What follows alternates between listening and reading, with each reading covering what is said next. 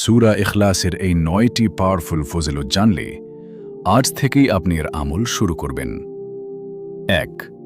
একবার পাঠে কোরআনের ১/৩ সওয়াব, সহিহ বুখারী। ২. ৩ বার পাঠে পুরো কোরআন খতমের সওয়াব, সহিহ মুসলিম। ৩. ১০ বার পাঠে জান্নাতে আপনার জন্য একটি রাজপ্রাসাদ, মুসনাদে আহমদ। ৪. প্রতিদিন ২০০ বার পাঠে আপনার ৫০ বছরের গুনাহ মাফ, তিরমিজি। ৫.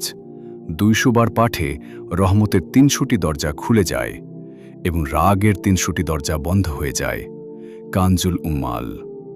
৬. সকাল সন্ধ্যায় ৩ বার পাঠে দুনিয়ার সব বিপদ থেকে নিরাপত্তা, আবু দাউদ। ৭. প্রত্যেক ফরজ নামাজের পর ১০ বার পাঠ করলে জান্নাতের যে কোনো দরজা দিয়ে প্রবেশের অধিকার, তাফসিরে ইবনে কাসির। ৮. এই সূরার প্রতি গভীর ভালোবাসা আপনাকে সরাসরি জান্নাতে নিয়ে যাবে, সহিহ বুখারী। ৯. আর অসুস্থতার সময় এটি পড়ে শরীরে ফু দিলে রোগ ব্যাধি থেকে মুক্তি মেলে, সহিহ বুখারী। এই আমলগুলো মিস করবেন না।